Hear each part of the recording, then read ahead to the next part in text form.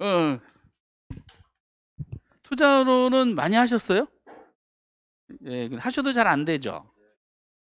안 하시면 돼. 지금은 지금 뭐 안 되는 거 하시는 시간이 아니고, 그래서 하실 수 있는 지문만 지금 한번 쭉 봤는데, 이 지렛대 효과는 우선 출제원이 되게 좋아하는 테마니까, 왜냐 투자의 3대 장점 중에 하나가 지렛대 효과고요. 계산도 나오고 지문도 나오죠. 근데 계산은 지금 할 때는 아니고, 1번이 102번이 개념이죠.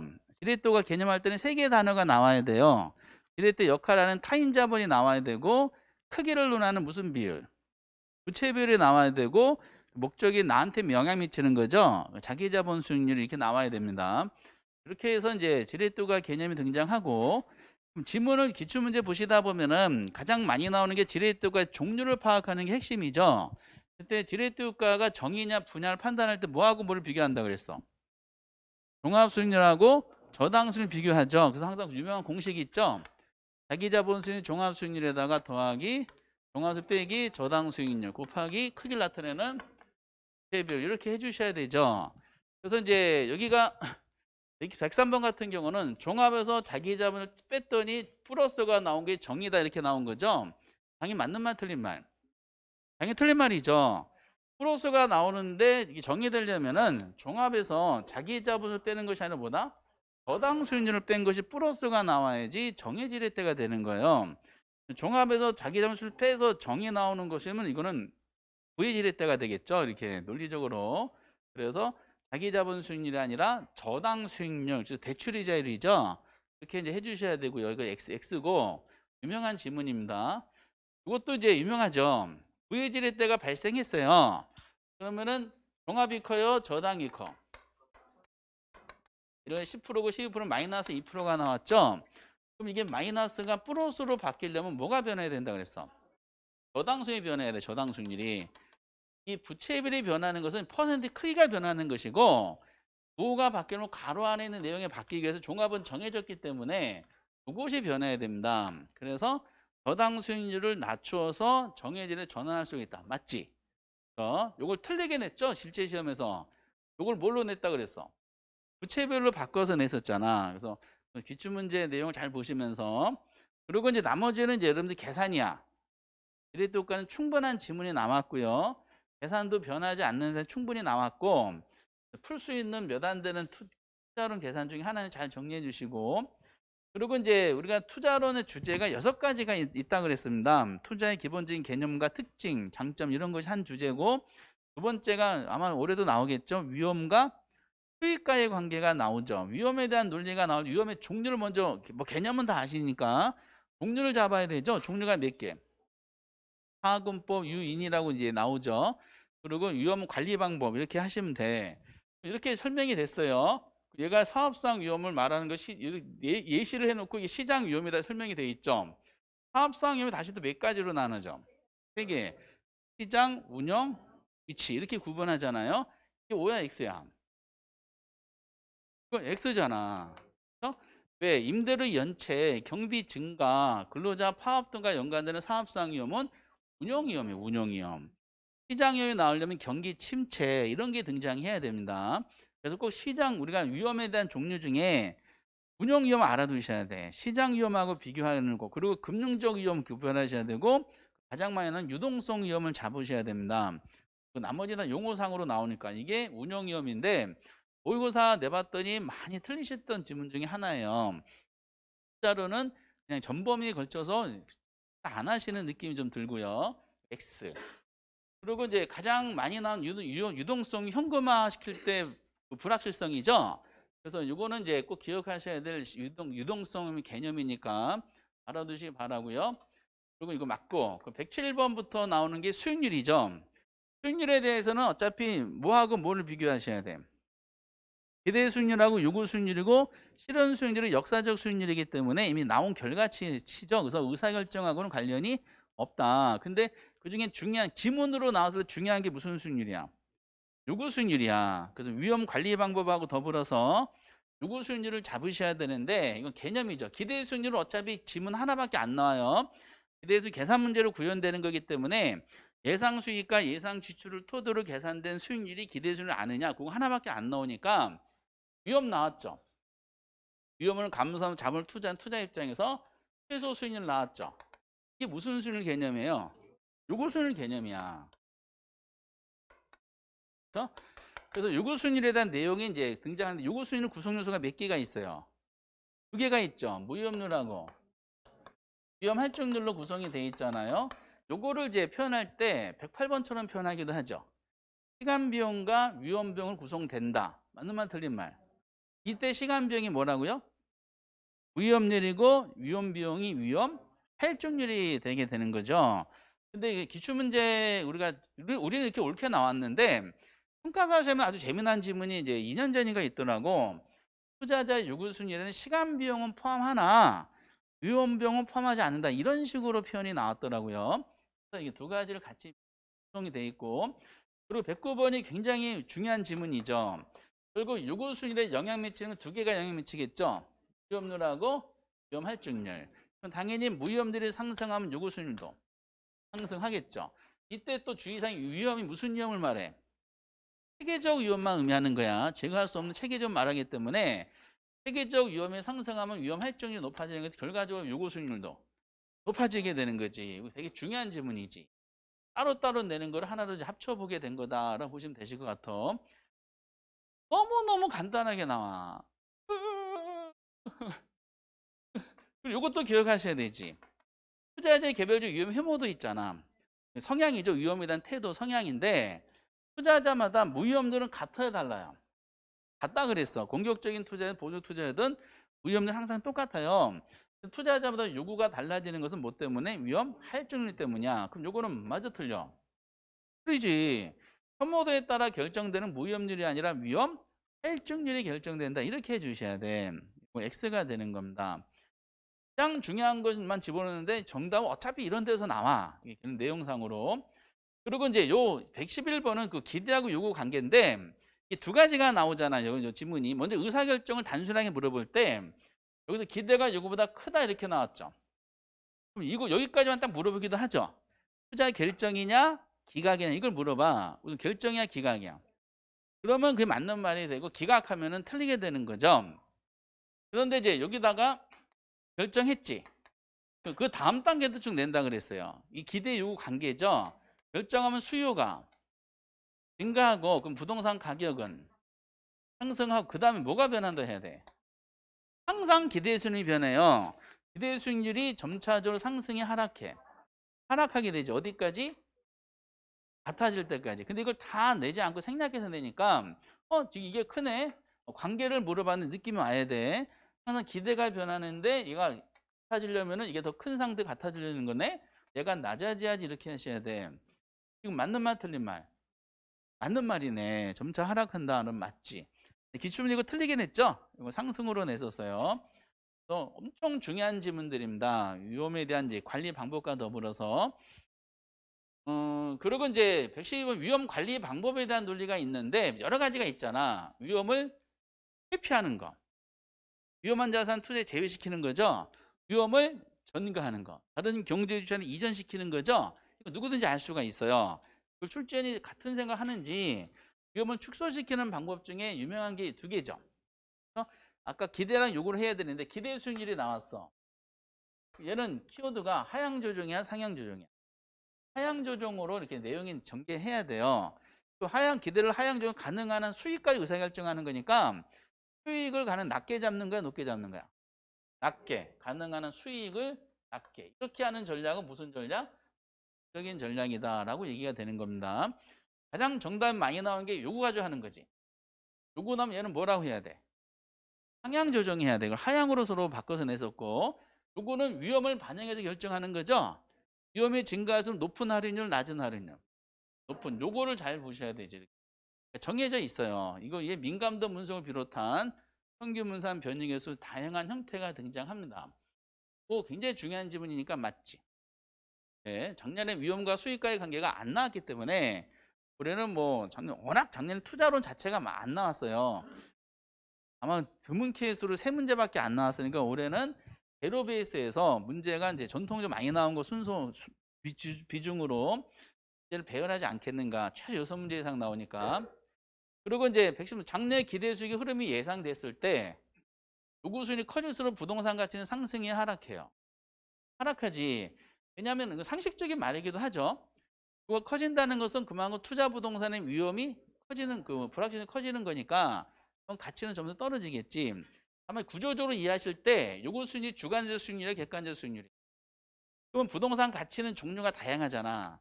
그럼 요구 수익을 가지고 의사결정할 수 있는 부동산 가치는 투자 가치를 말하는 겁니다. 일단 장래 수익을 현재 가치로 땡긴 거기 때문에 그 수익에 나오고 밑에는 요구 수익을 가지고 해야 되죠. 그럼 요구 수익률하고 투자 가치는 비례 반비례야. 반비례지. 그러니까 요구가 커지면 그만큼 투자 가치는 하락하게 되는 거지. 상승이 아니라 하락 이렇게 해주셔야 되는 겁니다. 이거는 이제 X네. 이렇게. 그리고 그 다음 주제를 세 번째로 뭐로 넘어간다? 우리는 아니 포트폴리오 넘어가잖아. 그렇죠? 포트 분산 투자하는 거죠. 포트폴리오 자체는 절대로 어렵지가 않은데 포트폴리오를 평균 분산 원리랑 섞어서 문제 형식으로 난이도 조정할 수는 있습니다. 만약에 평균 분산 섞어서 시간을 많이 잡아먹는 형식으로 내잖아. 안 풀면 돼요. 그래서 우리는 벌써 정책론 하면서 40점을 안정적으로 돌파했죠. 위험과 수익과 지렛대가 공부하면서 전체 두 개는 이미 맞췄지. 40원 돌파한 거잖아. 인법 지금 70점이 오버된 상태잖아요. 그치? 그러니까 안정적으로 나머지 학교로는 4번 쪽 찍으면은 4개는 나오니까. 그래서 이제 평균분산법은 평균은 수익을 말하고 분산은 위험을 말해가지고 수익과 위험 포지션 잡아서 우수한 자산 골라내고 열등한 솎아내는 방법인데 평균분산법으로 판단하는 경우수가 몇 개 있어? 4개 있지. 그쵸? 4가지 중에 어느 거를 표현을 확인하시면 돼. 수익이 같으면 위험이 작은 거. 이게 하나고 위험이 같으면 수익이 큰 거. 이게 두 번째죠. 한쪽에 수익도 크고 위험도 작으면 대끼리지. 근데 판단하기 어려운 게 한쪽에 수익도 크고 위험까지 크면은 수익하고 위험과의 판단 기준이 의사결정이 상반되죠. 그럼 그걸 평균분산 판단하기 어려운 거잖아. 그럼 뭐 상대적으로 따지는 뭘로? 변이계수를 통해서 이를 판단할 수 있다. 맞지? 이걸 옳게 나는데 만약에 틀리게 내면 어떻게 낼까 이걸? 그대로 하겠지. 변이계수로 투자 선택할 수 없을 때 평균분산으로 우리 판단 이렇게 거꾸로 낼 수는 있어. 너무 그렇고 그럴 수도 있지. 요즘엔 별짓을 다 하니까 투자원들이 충분히 가능합니다. 그런데 이제 우리가 한번 계산 문제 특강할 때 해봤던 이 변이계수 계산이죠. 변이계수를 계산할 때는 이렇게 간단하게 주어질 거야.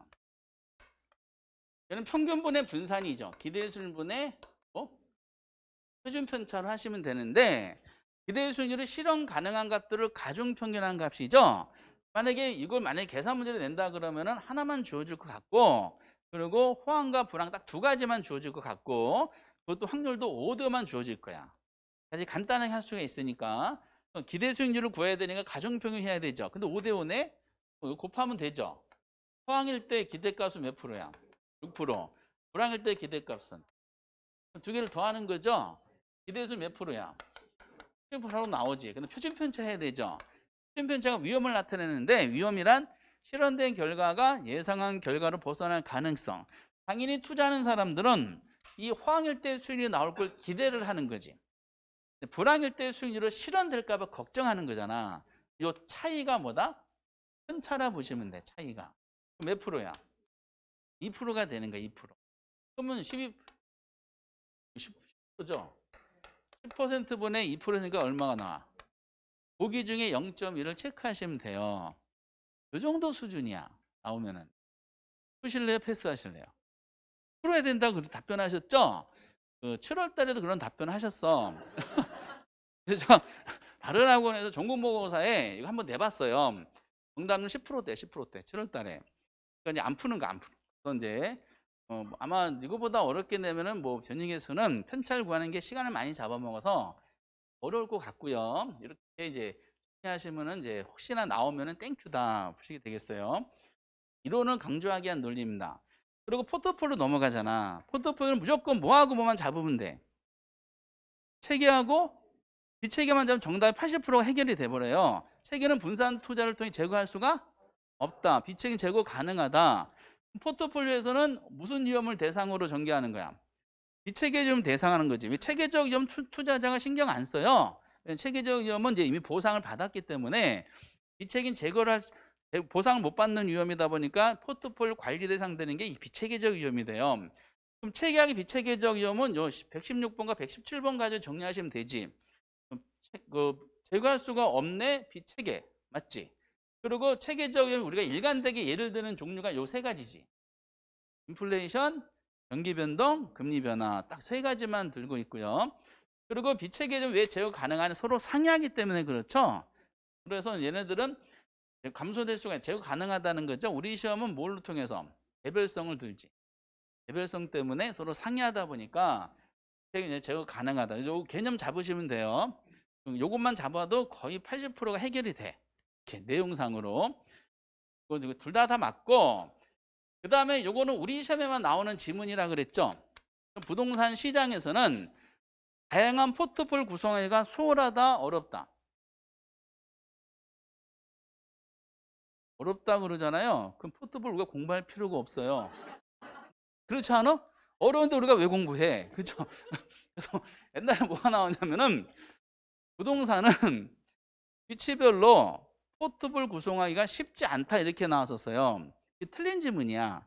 그 말은 무슨 뜻이다? 쉽다는 뜻이야. 이렇게. 왜? 서로 상이하기 때문에 아니 유사하기 때문에. 이게 부동성과 개별성이지. 부동성 때문에 부동산이 우리가 시장에 나왔던 것처럼 지역적으로 상이하고 개별성 때문에 유형별로도 상이하잖아요. 이론적으로 봤을 때 지역별 유형별로 서로 상이하기 때문에 다양한 부동산 풀을 선택할 수가 있다 이렇게 나와야 됩니다. 그게 참 좋아하는 지문 중에 하나고요. 꼴하다 보시면 돼. 그리고 이제 포트폴 효과가 있죠. 포트폴 효과는 뭐를 제거하는 효과야? 그쵸? 비체계적 위험의 제거 정도를 말해요. 옛날에 이거 틀리게 나온 적이 있었는데 이거 맞는 말 틀린 말. 틀린 말이지. 뭐만 딱 보면 돼. 포트폴 효과 지문이 나오잖아. 다른 거 읽을 필요도 없어요. 그냥 체계 비체계 칸이 제대로 돼 있는지 그것만 확인하면 돼. 안 돼 있네. 체계가 아니라 뭐다? 비체계. 이렇게. 얼마나 쉬워? 이렇게. 그리고 이제 비체계적 위험을 제거하기 위한 자산조합이 제대로 되는지 안 되는지 요즘에 뭘로 확인해요? 옛날에는 상이하다, 유사하다 말로 설명했던 걸 요즘에는 상관계수로 설명하죠. 상관계수가 범위가 어디서부터 어디까지? 이렇게. 그때 마이너스 플러스라는 부호는 뭐를 나타낸다? 방향. 그렇죠? 숫자는 크기를 나타내죠. 그러면은 120번이 가장 전형적인 지문이잖아. 두 개에 대한 추인이 서로 다른 방향이야. 이게 키워드지. 그럼 상관계수로 아마 표현이 될 거야. 표현이 됐죠. 그럼 플러스 값 나야 돼? 마이너스 값 나야 돼? 마이너스 제대로 돼 있어. 한 박자가 맞아야 돼. 그러면은 위험 분산 즉 포트폴리오 효과가 커져요, 작아져? 커진다 해야 되지. 마이너스 1에 가까워 점점 커진다. 세 가지 단어들이 서로 매칭이 잘 되어 있어야 돼요. 개념 문제니까 그렇죠? 이런 것만 나왔으면 좋겠지. 이런 것만 나와. 이거보다 더 쉽게 나와. 더 쉽게. 작년에도 나왔을 때 체계 비체계 구분하는 게 나왔잖아요. 이렇게 등등. 상관계수가 마이너스 1이야. 완벽한 분산 투자지. 그러면은 체계적 어디까지 줄여? 0까지 줄어드는 거지. 무슨 위험만 남아? 체계적 위험만 남는 거야. 이렇게. 따라서 상관계수가 마이너스 가까울수록 총 위험은 감소한대. 맞나요? 맞지? 왜? 총 위험은 뭐하고 뭐 합이야? 체계 플러스 비체계 합이니까 얘가 줄어드니까 얘도 총 위험도 같이 줄어들 거 아니에요. 그건 당연히 맞는 말이지. 그냥 똑같은 것만 나오니까. 그리고 이제 120원도 여러 번 나왔죠? 상관계수가 플러스 1인 경우를 제외하면 효과는 항상 나타난대. 맞지? 왜 플러스 1은 효과가 나타나지 않는 경우에 그걸 제외하면은 이렇게 맞아요. 그리고 또 하나가 이제 효율적 전선이라는 게 있죠. 효율적 전선은 뭐를 구현한 그래프야? 평균 분산이지. 평균 분산 기준. 평균은 뭘 나타낸다? 수익률. 분산은 위험을 나타내죠. 위험축과 수익축 잡았을 때 이런 평균 분산 기준에서 동일한 위험 수준에서 최대 기대수를 가진 투자를 쭉 연결한 선이죠. 모양이 어떤 모양? 이렇게 되죠. 그러니까 이제 이게 여기까지가 손을 말하고, 맞지? 그러면 효율적 전선상에 있는 상품들은 향후 어느 게 우수한지를 평균 분산 판단할 수가 없죠. 또 어느 걸 선택하느냐는 투자자들의 위험에 대한 태도에 따라 달라지는데, 그 투자 위험에 대한 태도를 나타내는 그래프가 뭐다? 무차별 곡선. 무차별 곡선이 이걸 나타낸다. 맞지? 그럼 투자자들의 위험에 대한 태도를 나타내는 무차별 곡선과 평균 분산 기준에 도출한 효율적 전선 간의 무슨 점? 접점. 우리가 뭐라 그런다고 얘를? 효율적 전, 이게 효율적 전선이고, 이 접점을 뭐라 그래? 최적 포트폴리오라 그러죠. 최적 포트폴리오. 그래서 어떤 투자자에게 최적 포트폴리오는 다른 투자자에게는 아닐 수가 있는 겁니다. 투자자마다 최적 포트폴리오 다 달라요. 그래서 여기까지 보시는 것이 125번이지. 무차별 곡선과 효율적 서로 만나는 접점을 우리는 최적 포트폴리오가 되더라 하는 겁니다. 그럼 124번은 효율적 전선이 우상향하는 이유에 대해서 질문하죠. 여러 번 나왔는데 주어진 위험 수준에서는 더 이상의 수익을 얻을 수 없기 때문에 더 많은 수익을 얻으려면 결국 투자자가 어떻다? 더 많은 위험을 감수해야 되니까 돈 많이 벌려면은 번지 점프 하라는 뜻이야. 불 없이. 불 달고 하는 것은 누구나 할 수 있기 때문에 그 유튜브 장면 찍는 거죠. 이렇게. 그러면은 이 124번은 맞는 말, 틀린 말? 틀린 말이지. 출제원 입장에서는 글자 하나 바꿀 거 아니야. 우상향인데 지금 뭐로 돼 있어요? 우하향이 돼 있잖아. 그걸 발견을 못 하신 분이 상당수 많아. 왜 그럴까? 긴장해서. 안 보여. 긴장이 될 때는요, 좀 고개를 조금, 허리를 좀 펴시고, 그러면 이제 좌청룡 우백호에 의해서, 우리는 왼쪽에 이제 에이스분, 오른쪽 에이스분이 두 분이 계세요. 아. 분이 그러면, 저걸 우하향, 저게 틀린 거구나. 가볍게 하나 맞추고, 이렇게 되는 겁니다. 이렇게. 그렇죠? 이렇게 너무 긴장하시면 안 돼. 그래서 시험 끝나시잖아. 그러면은 정말로 쉬운 문제를, 상대적인 면이죠. 쉽다는 거, 어렵다는 것은. 그런데 또 정말로 상당한 실수로 틀리신 분이 꼭 생겨. 예? 실수를 줄이는 것이 그만큼 중요합니다. 근데 대부분은 이렇게 돼요. 우리가 현장에서는 상관계수가 거의 마이너스 1에 가까워요. 그다? 실수해서 틀리는 문제랑 찍어서 맞히는 문제가 비슷해요. 그래요. 그래서 본인 실력을 찾아가는데 운이 안 좋은 것은 찍은 건 하나도 안 맞고 실수만 잔뜩 하는 경우 있죠. 그 해 운이 안 좋은 거야. 그래서 이제 그때는 허리를 펴시고 뭐 하라고요? 요거 좌총 보면은 두 문제는 해결되죠. 10분에 다시 고개를 쓰고 또 보면 또 두 문제 또 해결이 돼요. 그래서 이런 문제를 틀리면은 정말 황당해요. 올해 평가사 시험은 더 쉽게 나왔잖아. 어쨌든 이제 포트폴리오까지를 왜 강조하냐? 그 다음 파트가 투자론에서 그 되게 어려워하는 문제들이 속출하기 때문에 그렇습니다. 최선을 다해서 여기까지 맞춰주시고 그 다음 단계가 이제 그 뭐죠? 화폐의 가치가 등장을 하죠. 근데 이게 자꾸 문제가 진화를 해. 진화를 하는 문제는요, 대비하기가 어려워. 기출문제 열심히 했는데 새로운 유형이 나오잖아. 신선해. 신선하면은 공부하신 내용이 다 잊어버리고 이거 내가 모르는 게 나왔네? 아주 지고 들어가세요. 그건 사람의 심리예요. 그러니까 작년에도 공식을 활용한 계산 문제가 나왔지. 그러니까 뭐 방법은 이건 없어요. 그래서 이제 너무 어렵게 나오면은 그냥 제끼어서 되는데 오히려 그래서 계산 문제 내는 게 더 편해. 실적으로. 그럼 우선 126번 같은 경우죠. 뭐 기초적인 거 우리가 많이 해봤으니까 이자율이 상승할수록 일시불의 내과기수는 증가한다. 그 출제원이 이걸 왜 냈을까? 일시불의 내과기수 구조를 안 해 물어본 거죠. 일시불의 내과기수는 공식이 어떻게 돼? 요거죠. 그럼 요것이 상승했다는 뜻이잖아. 이퀄 관계로 얘도 어떻게 돼? 상승하는 거지. 맞지? 그러면 일시불의 현가계수는 감소한다. 이건 맞아요? 일시현가계수는 뭐예요? 역수니까 역수관계를 자주 내잖아. 그러니까 요것이 상승한 분모값이 커진 건 결과값은 작아지게 되는 거지. 이것도 처음 나올 때 엄청 틀렸던 지문이에요. 네, 공식을 암기를 잘 안 하시니까 내용상. 그리고 이제 이게 요즘에 또 트렌드지. 공식에 대한 그 적응, 활용. 그러면 연금의 현가계수에다가 일시불 미래가치계수 곱하면은 저당상수가 된대. x 해봐야 되죠? 당연히. 현장에서. 그러면 연금의 현가계수 공식을 안다는 전제 조건이야. 공식이 어떻게 돼? R 1 플러스 R에 인승분의 가로 요거죠. 그럼 이게 연금 현가계수예요. 그럼 저당상수 공식은 어떻게 되겠어? 역수지. 역수관계 자주 등장하니까. 근데 일시불의 내각계수를 곱했대. 그럼 아까 일시불 내각이 이거잖아. 1 플러스 R의 인승. 그럼 요거랑 요거는 생략되죠. 요것만 남잖아. 그럼 R분의 1 플러스 R의 N승만 1이죠. 이게 뭐예요? 연금의 내각계수 공식이 작년에 우리 나왔던 문제 이렇게.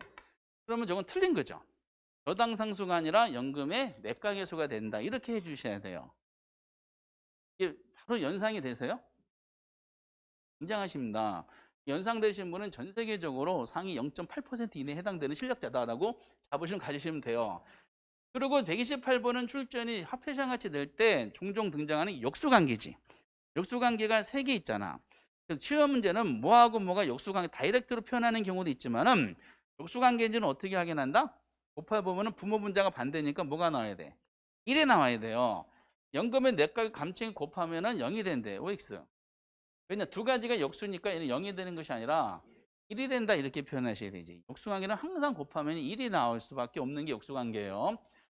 그래서 이런 식으로 이제 맛배기만 해드렸는데 이거는 다양한 경험치를 가지셔야 돼요. 개념상 문제랑 지문해서 화폐시장 가치는 그 무궁무진한 이제 형식으로 낼 수가 있어요. 그래서 좀 내공이 있으셔야 됩니다.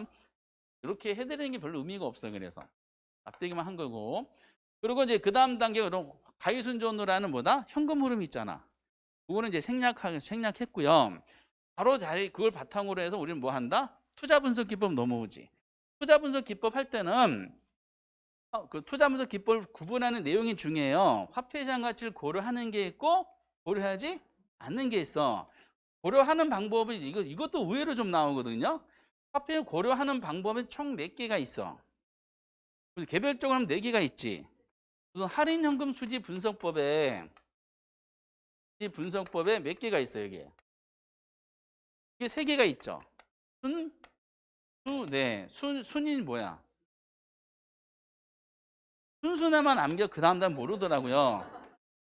수익성, 기술법 얘는 내부 순수는 3가지가 있잖아. 근데 우리 오지 산다니까 하나를 더 해야 돼. 그래서 회수기간 중에 시간적 차이를 조정해주는 평가 시간법이 있는 거죠. 그래서 포괄적으로 순수내 상 이렇게 이제 정리를 하는 거죠.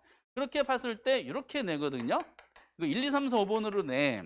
그럼 이거는 맞는 말, 틀린 말? 틀린 말이지. 근데 이걸 맞다고 하시는 분이 많으더라고. 왜요? 그랬더니 순수 내용 맞잖아요. 네. 맞는데? 앞자만 암기한 거지. 순은 이제 순형까지 순소득 승수가 아니죠. 승수가 들어가면은 어림셈법이니까 시간적 차이를 조정하지 않는 방법이야. 순형가를 말합니다. 그리고 이제 우리가 화폐시장 가치를 고려하지 않는 방법인 어림셈법을 먼저 하셔야 되잖아. 어림셈법 몇 개가 있어? 크게 구분을 몇 가지 구분해? 2가지 뭐하고 뭐? 충수하고 우리 2가지만 알면 돼. 승수하고 수익률법이 있잖아. 2가지는 서로 무슨 관계? 역수관계지. 그러면 승수를 잡아야 되죠. 승수가 몇 개? 총순 전후. 깔고 더 끝이지. 총순 전후. 순소득 승수지. 여기부터 국어가 필요해요. 승수니까 명칭을 어떻게 하라겠어? 깔어. 이씨. 그리고 순까지는 뭘 덮어? 총을 덮어야 되죠. 세금 붙는 게 지분 투자니까 총 투자. 뭐 해야 돼? 총 투자액을 순 영업소득으로 나눈 감. 깔고 덮고 해야 되지. 충수 순영업 나눈 감 맞나요? 맞지. 그럼 세전 충수잖아. 얘도 깔죠. 뭘 깔어? 세전을 깔고 여기부터 무슨 투자야? 지분이잖아. 그러면은 지분을 세전으로 나눈 값 맞아요? 맞지? 이 정도 수준. 그리고 미리 생각하실 것은 이거를 계산 문제 박스 집어넣고 여러 개를 물어보는 계산 문제가 나오잖아요. 작년과 재작년처럼 그걸 뭐더라? 패스하라. 그거 풀 바에는 다른 거 푸는 게 나아. 그 문제 한 문제 풀면 민법 문제 한 10문제 풀어요. 그리고 총 자산 회전율이 있죠? 총 뭐의 역수야? 총 회니까 총승수 역수죠. 그럼 총 회전율은 공식이 총승수를 뒤집으면 되니까 총 자산 깔고 얘는 무슨 소득? 총소득을 깔아야 돼, 덮어야 되죠. 총소득을 총 자산으로 나눈 비율 맞나요? 맞지? 종합하는 일. 이게 뭐의 역수야? 순환. 총의 순환. 순소득 순 역수죠. 뒤집으면 되겠지? 총투자분의 뭐다? 순영업. 그러면 순을 총투자 나눈 비율. 맞지? 지분 배당률은 아까 세전승수 역수잖아. 얘는 공식이 뒤집어. 지분분의 뭐다? 세전. 세전을 지분으로 나눈 비율. 맞지? 지분 투자순 이게 세후순율인데 얘는 세후승수의 역수죠. 뒤집어. 지분분의 뭐? 세후. 세후를 지분으로 나눈. 맞잖아. 전부야. 그래서 어림셈법 몇 개밖에 없어. 아니 4개지 4개. 청, 선, 천, 후 4개. 나머지는 역수. 뒤집어. 총회, 수운한, 전지. 나머지 뒤집는 거니까 4개는 많아요 적어요. 그쵸. 오랜만에 적다고 들었어요. 지난번에 엄청 많다 그래가지고. 그리고 이제 좀 언론에 많이 나오고 있는 여기 비율법으로 넘어가잖아요. 비율법에 3개 비율만 집중 투자하세요. 대부 비율하고 부채 감당률하고 세무 불이행 대부채. 그러면 되는 거야. 다른 비율이 나오면 그냥 신경 쓰지 마시고 대부 비율이 우리가 영어로 LTV죠. V가 부동산 가치잖아. 영어는 거꾸로 하는 거니까 to 뭐뭐에 대한이죠. to 이게 부동산 가치. 그리고 론이죠. 이 융자액이잖아. 그래가지고 LTV가 되는데 이거를 그대로 번역하면 부동산 가치에 대한 융자액의 비율을 말해요. 풀었을 때는 얘가 총투자죠. 이건 남의 돈이잖아. 총투자액에 대한 저당수 이렇게 표현하는 경우도 있어. 그러니까 언어로 그대로 쓰는 경우도 있고 해석의 문제도 나오는 경우도 있으니까 투자로는 경영학과 경제학에서는 용어들이 통일이 안 된 게 많아요. 그러니까 해석이 되게 중요하고 그리고 대부비율과 짝꿍되는 게 부채비율이잖아요.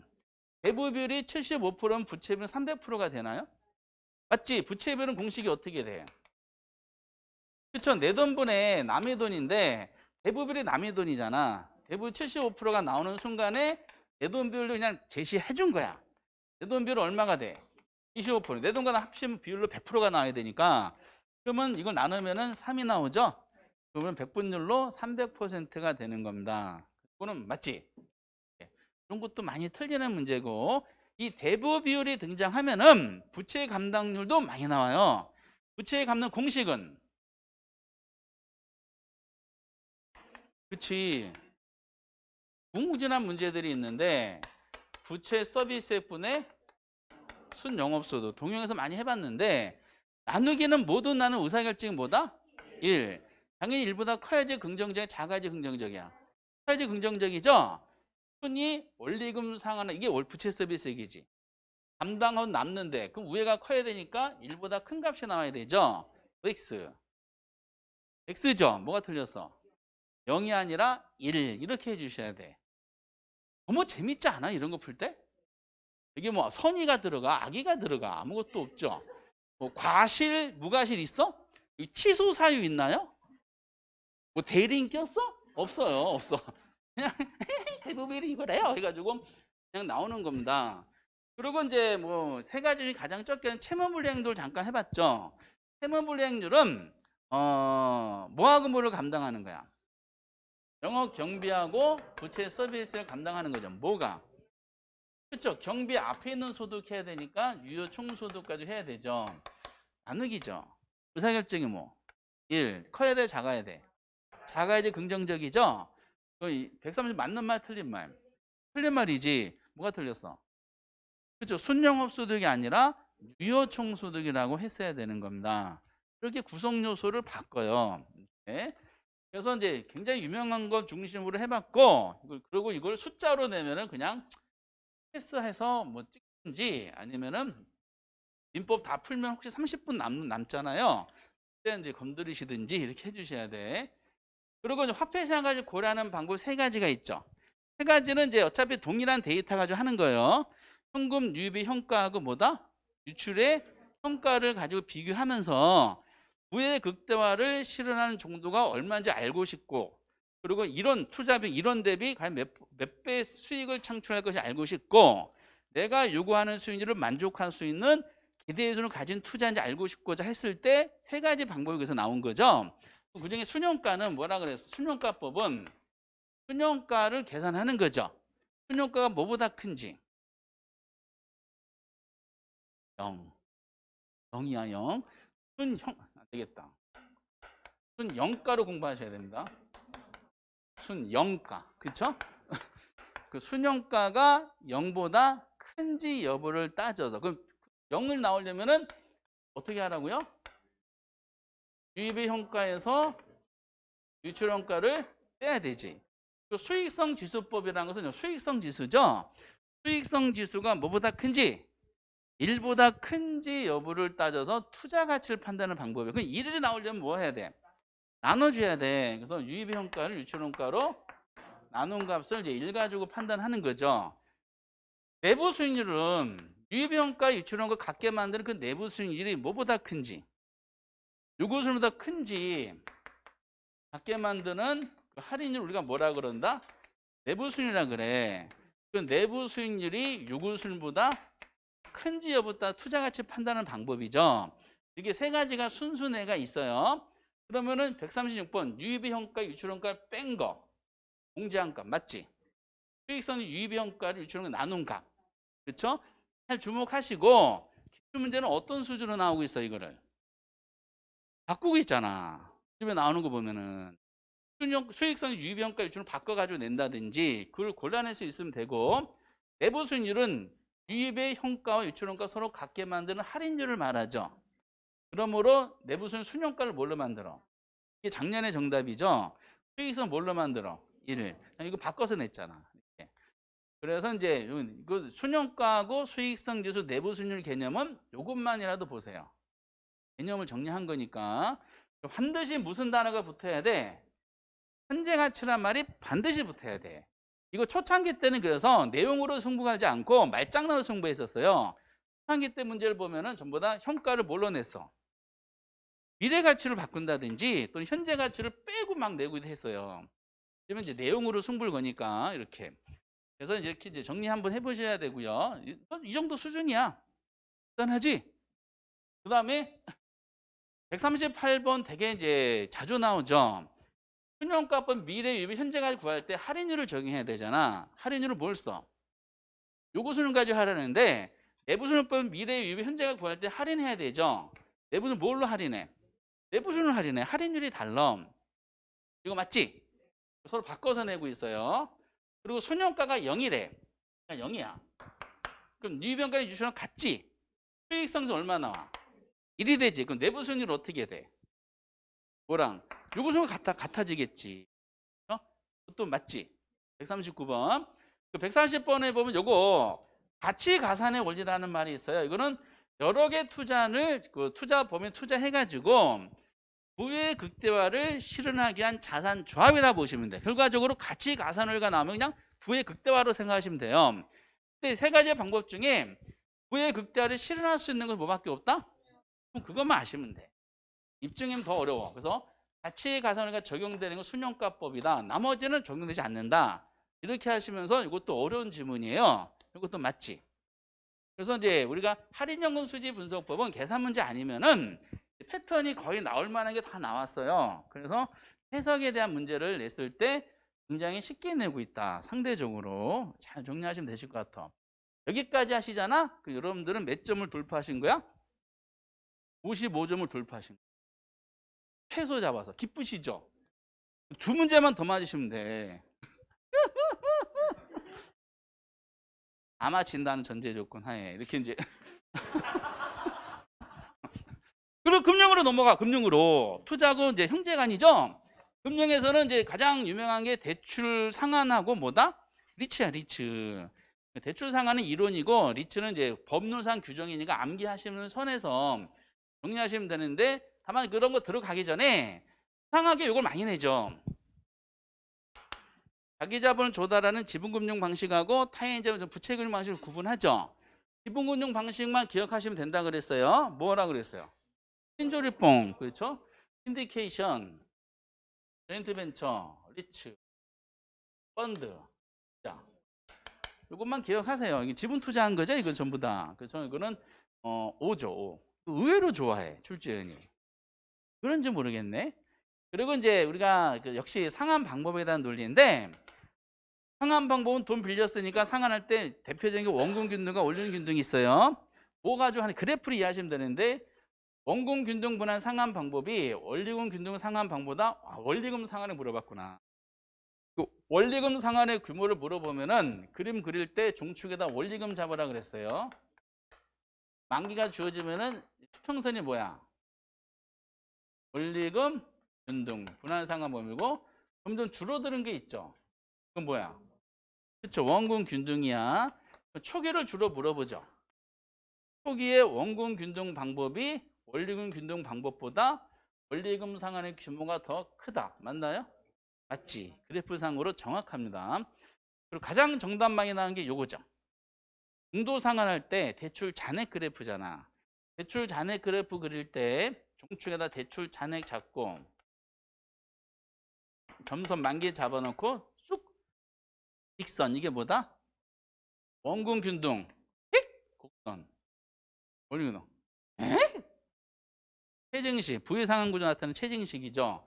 중도 상환했네. 그 잔액에 대한 그래프가 잔액이 적은 걸 물어봤네. 그럼 원금과 원리금 어느 게 더 적어? 원금 균등이 원리금 균등보다 더 잔액이 적죠. 맞지? 그렇죠? 그리고 이것도 굉장히 유명하죠. 총 만기까지 총 이자 지급액이야. 그것도 요 그래프죠. 왜? 이자액을 구하려면 어떻게 해야 돼? 잔액에다가 이자를 곱하면은 누적된 이자액이 나오죠. 이렇게 전체 기간 동안에. 또 잔액 그래프야. 그러면 원금 균등 방법이 원리금 균등 방법보다 더 많아요? 아니죠. 기간 말까지 잔액 그래프가 이게 더 크잖아. 그러니까 바뀌었네. 원리금 균등 방법이 원금 균등 방법보다 더 많다.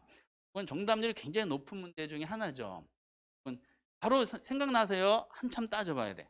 바로 생각나시는 표정이 역력합니다. 이렇게 하시면 돼요. 이거는 X가 되고. 그리고 이제 140 최증식 나왔네. 잠깐.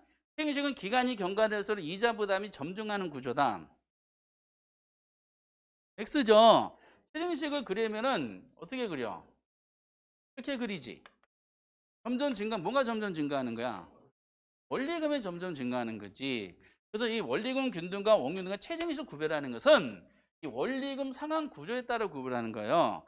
원리금 상환이 항상 일정하다. 그래서 원리금 균등이고 아니다. 오히려 줄어든다. 이게 체감식의 원금 균등이고 아니다. 점점 늘어난다. 명칭 그대로 최증식 또는 점점 늘어난다. 점증식 그렇게 얘기도 하죠. 틀렸지? 이자 부담이. 이거 엄청 틀린 문제 중에 하나예요. 원리금이라고 하셔야 돼. 그냥 최증식은 그냥 무조건 증가한다 하시더라고요. 뭐가 증가 그럼? 뭘로 그냥 증가해요. 이렇게 하시던데. 그리고 이제 3등짜리 유동화 시스템이죠. 유동화 제도에 대한 설명은 이게 정답률이 굉장히 높아. 공형을 내드리면은 70% 이상의 정답이 나오죠. 특히 MPTS,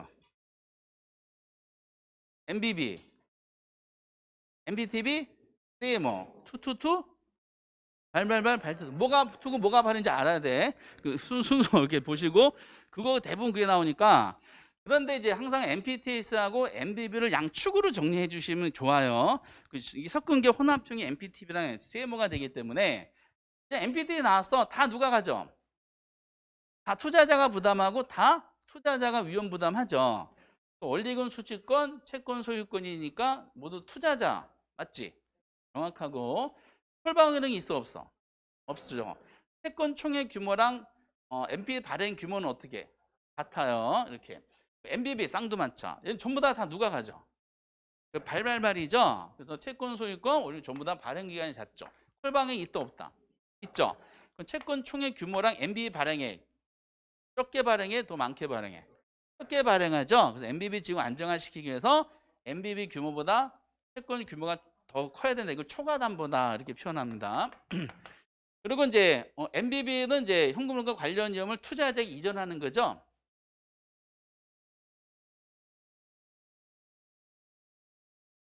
틀렸지?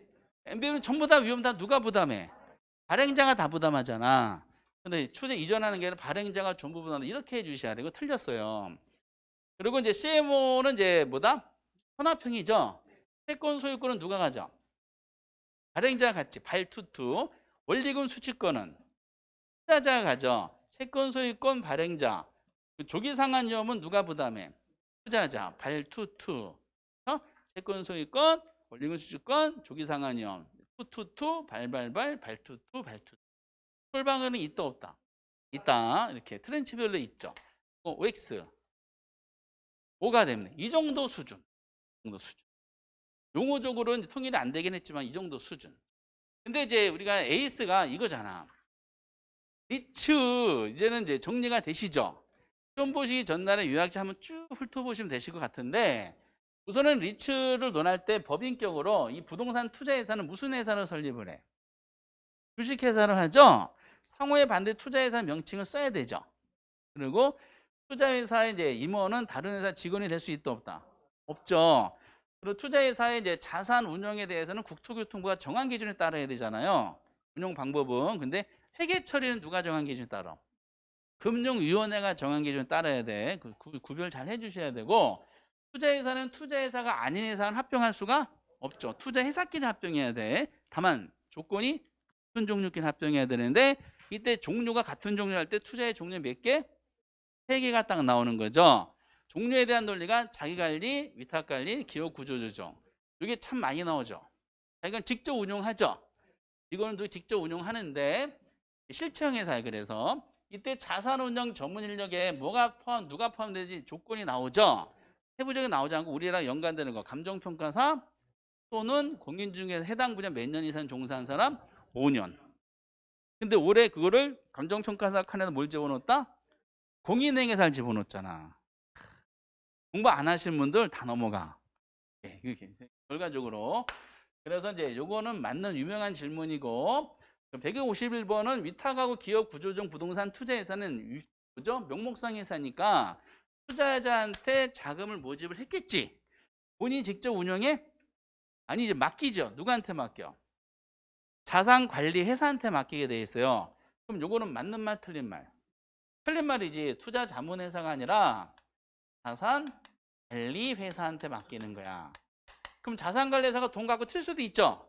그러면 자산관리 설립할 때부터 인가를 받아야 되잖아. 자산관리 설립인가 할 때 최소 자기 자본은 얼마 이상?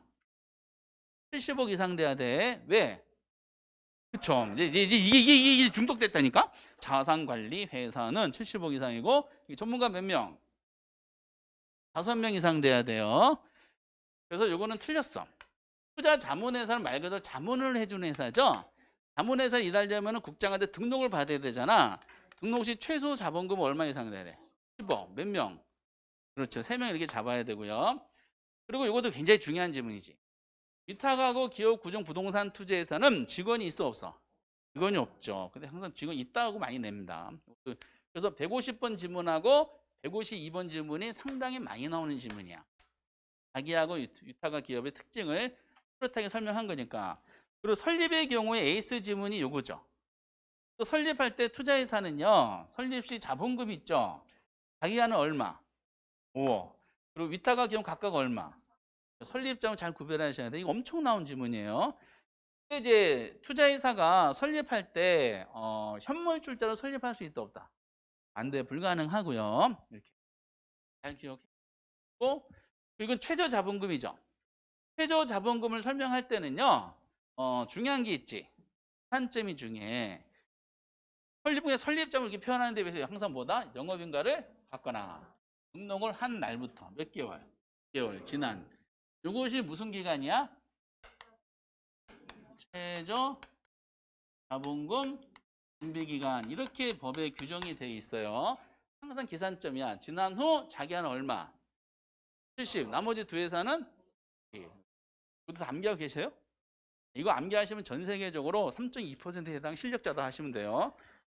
그리고 요거는 이제 뭐 부수적인 지문인데 자기한은 설립 등기를 몇 개월?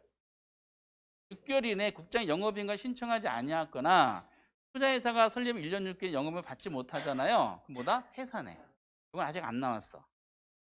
왜냐면은 투자회사는 자기관리회사는 설립 6개월에 반드시 영업을 신청해야 돼요.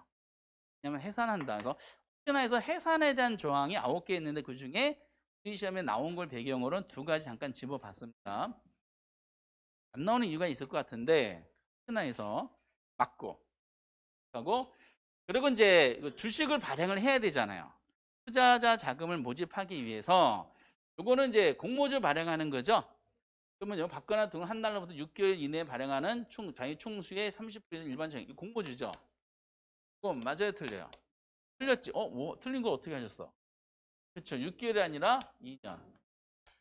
2년 이내에 30%를 이상을 이제 발행해야 된다라는 거죠. 그 많이 나온 건 아닌데 그래도 그리고 요거는 많이 나왔지. 이게 유명한 뭐야? 1인당 주식 소유 한도가 되겠죠. 주식 소유 한도가 이제 자기하고 위탁만 해당이 돼. 기업은 해당이 안 돼요. 자기의 위탁의 경우는 몇 퍼센트? 50%를 초과하여 소유하지 못하도록 돼 있어요. 요거는 맞지? 또 나오고요. 요거는 이제 딱 한 번밖에 안 나왔는데 최저 자본 준비가 끝났어요. 분기말 90% 이상을 이런 자산 구성에 대한 설명이죠. 맞는 말 틀린 말? 틀린 말이지. 뭐가 틀렸어? 90%가 아니라 80% 이상을 구성해야 되고 이 중에서 총 자산의 몇 퍼센트가 70% 이상이 뭐가 돼야 돼? 부동산이어야 됩니다. 이렇게 그러면서 기준이 얘네들은 전부 다 매년 말이야, 분기 말이야, 월 말이야. 매 분기당 이렇게 하셔야 돼. 우리는 80을 90으로 장난친 사례가 있는데 저 같으면 요걸 장난칠 것 같아. 매 분기 말인데 그거를 매년 말로 이렇게 쓴 요것은 이제 틀리게 해드렸고요. 다 기억나서 신선해. 기억나요? 연습 많이 해봤어요. 그리고 차입도 할 수 있나 없나? 차입할 수 있지. 차입하는데 다만 몇 배 이내? 2배야. 원칙이 2배야. 근데 주총을 열으면은 특별 받으면 10배가 되죠. 주주총회의 특별 결의로 10배가 되는 거야. 근데 시험은 어떻게 나왔어? 할 수 없다 이렇게만 나온 거야. 열심히 손가락 치는데 차입할 수 없다 이렇게. 얼마나 실망했는지 손가락질이 무색하게 됐었어요. 어쨌든 이제 원칙은 2배인데 저런 특별 받으면 10배까지 확장되더라. 그래서 이제 투자 리츠는 작년에 안 나왔어요. 좀 드문 케이스로. 그러면은 1년을 쉰 사례가 2년을 쉰 사례 거의 없어. 3번 나오다가 한 번 쉬고 그 다음에 또 2년, 3년 쭉 4년 나오다가 한 번 쉬고 올해는 틀림없다라고 보시면 돼. 작년에 이제 대출 부분이 계산 문제가 2개가 떴기 때문에 지금 계산 하나 정도 나오고 여기서 이제 등장할 걸로 봅니다. 제발 좀 맞춰주세요. 제발 좀. 안 되면은 어떻게 하시느냐 기억이 안 나면은 종종 이렇게 그래서 여러분 에이스 분은 절대로 이렇게 숙여서 풀지 마시고 이렇게 하셔야 돼. 7시 방향, 9시 방향에서 충분히 시각 범위 내에서 도출할 수 있게. 코로나 때문에 자리가 많이 넓게 떨어지면 안 되는데 닥지닥지 붙어서 봐야 되는데. 그리고 이제 가끔 PF가 나오죠. PF는 담보를 제공하는 거야, 안 제공하는 거야? 제공하는 거지. 은행에 담보 없이 돈 빌려주겠어? 담보를 제공하는데 일반 기업 대출과 달리 뭐죠? 부동산이라는 물적 담보를 제공하는 게 아니죠. 앞으로 성공 가능성, 미래를 담보로 하는 거죠. 그러니까 프로젝트 자체의 미래 현금 흐름. 성공하면 요거 과실에 대해를 우리가 담보를 제공할 테니까 돈 좀 빌려달라. 이런 논리죠. 그래서 프로젝트에서 발생한 미래 현금 흐름을 담보로 개발 자금을 조달하는 공급자 금융이야, 소비자 금융이야? 공급자 금융에 해당되지. 이게 개념이죠? 이게 맞아요. 그럼 PF가 만약에 나온다. 이게 2년 전인가 아주 이상한 게 나온 적이 있었어요. 시험 보면 이탈한 게 나왔는데 그것까지 우리가 공부할 수는 없어. 그러니까 PF 일반적인 것만 보시면 되는데 PF 할 때 중요한 핵심적인 게 있어. 핵심적인 게 두 개가 있잖아. 뭐하고 뭐가 있어? 그쵸? 부의 금융 효과하고 비소구가 있잖아. 두 가지가 핵심적인 내용이다 보시면 돼요. 부의 금융 효과는 부는 장부죠. 장부 외적으로 자금을 융통할 수 있는 효과. 그러면은 요거는 누구 입장의 장점이야? 사업주인 개발업자 장점이죠. 은행 입장 장점이 아니고요. 이게 그거지. 부예금 특징을 가지고 있는데 이것도 많이 틀리는 질문 중에 하나예요. 그러면 이제 부예금 효과란 말은 PF 은행의 대출을 받은 거잖아. 그렇죠? 그러면 이 프로젝트 금융은 우리가 앞에 논했던 기본금융 방식이에요? 부채금융 방식이야? 얘는 부채금융 방식이야. 돈 대출 받는 거니까. 그러면 PF인데 얘는 뭐죠? 사업주인 개발업자의 부채로 잡히는 것이 아니라 이 프로젝트를 성공시키기 위한 프로젝트 회사의 별도 법인을 설립했죠. 이 회사의 부채로 잡히게 되는 겁니다. 때문에 사업주는 본인 재무상태표의 부채 비율이 증가 없이도 은행으로부터 자금을 조달받을 효과가 부의금융 효과다. 그러면 이 지문은 맞는 말 틀린 말.